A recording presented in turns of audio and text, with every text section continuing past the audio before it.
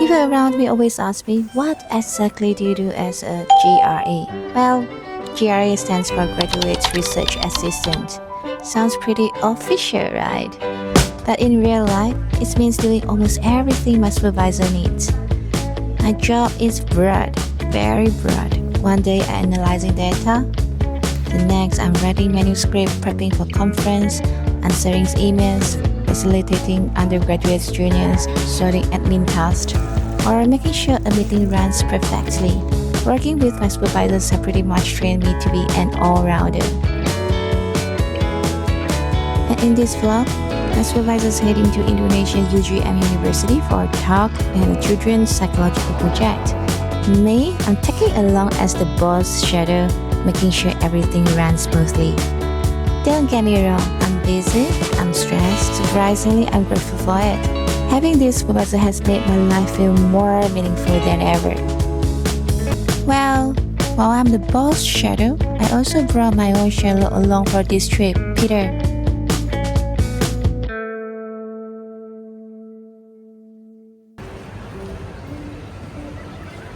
I didn't plan any for this, but I say yes, and that one choice led me here, to a place where I'm learning, growing, and experiencing something completely new.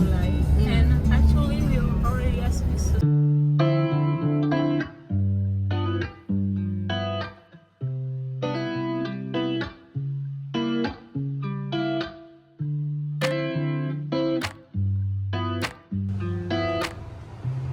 From the moment we arrived, I felt genuinely welcomed.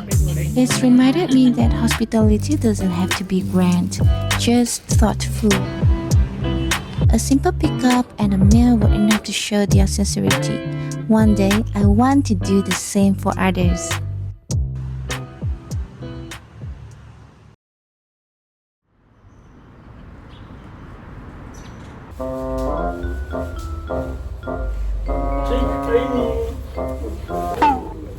Nhớ, chỉ là về đó chứ à?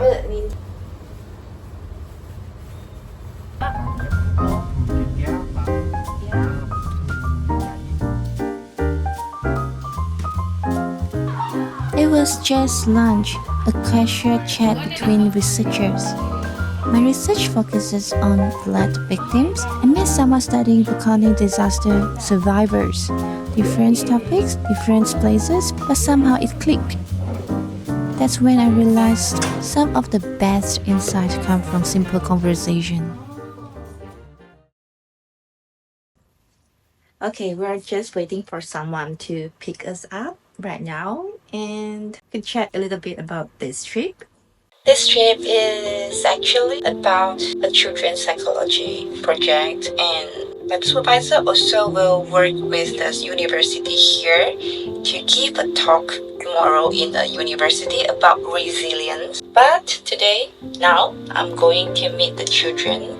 This project is about helping children to become more aware of their emotion, like recognize how they feel and recognize the emotion and how to manage this emotion. Have you ever wondered why some people can face challenges head on while others can't? Why some bounce back and others struggle with mental health or face even sadder outcomes? That's why as a parent, I don't just focus on my child's achievements or grades. I focus on how he manages himself when he fails. How does he feel in that moment? Does he give up or does he keep going? For me, it's okay to fail. What matters most is a child's attitude towards their goals. Because the more you train a child to stay strong after failure, the more prepared they'll be face the life challenges in the future. Think about it. You can correct spelling mistakes in days or weeks.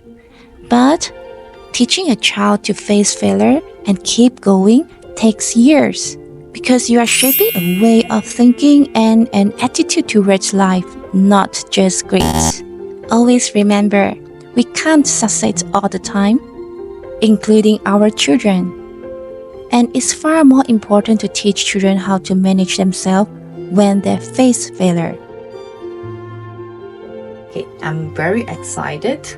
I can't wait to meet the children. I like to do activities with children. Let's go.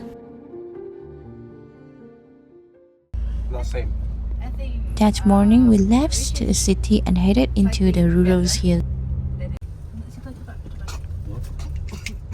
The prof brought us to a place he built with love, a community space like a villa made for learning and supporting. Another side, this in parameters and overlay. So many books.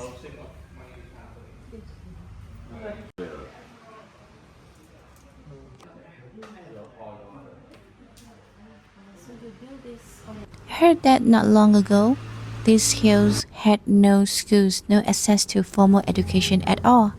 Standing here now, it's hard to imagine. In this place, I saw a different way of life. We went to meet the children. As we arrived, music filled the air. They were waiting for us, performing a traditional song to welcome us.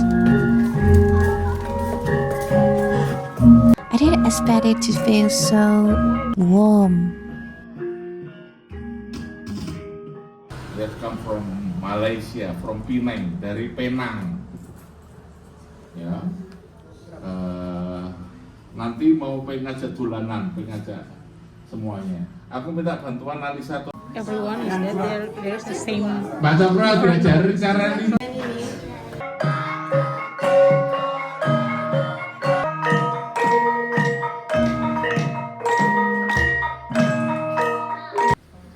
Rasa sedih, buat apa? My supervisors began teaching them simple breathing techniques. Sekali lagi. Terakhir. And I had the chance to share something too. A small lesson on the act of kindness. I told them, being kind doesn't just make others happy, it makes you happy too. Membantu melipat baju. And when they smiled back at me, that in itself felt like kindness. A small moment, but all I'll always remember. Cheese. Thank you, terima kasih. You make me so happy. Yeah, thank you.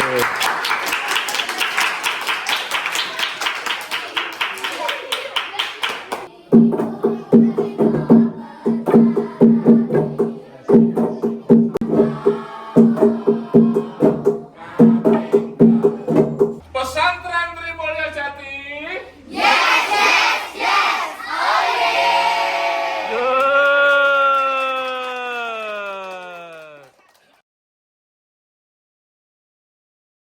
The next day, we went to UGM University.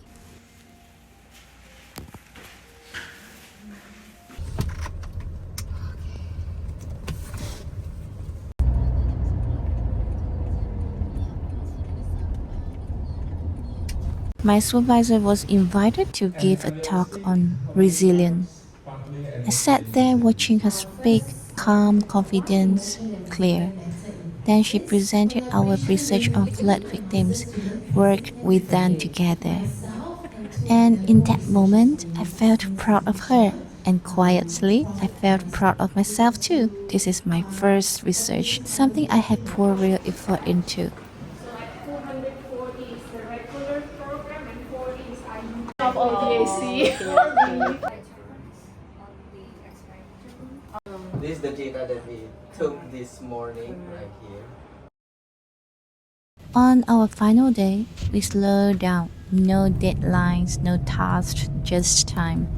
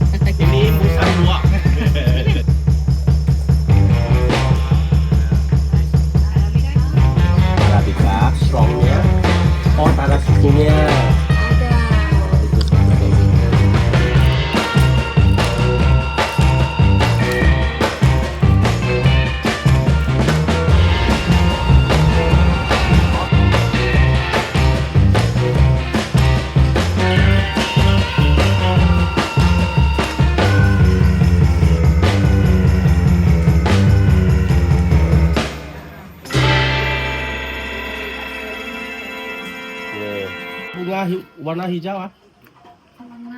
Bunga apa? Mau foto? We watched the sunrise, explored heritage sites, shared coffee, and learning others' cultures. I felt like I got to know my supervisor differently, and maybe she saw a different side of me too. She said, "Now I know you better in this trip." And in that moment, I realized this trip wasn't just about research. It was also about building trust and strengthening a relationship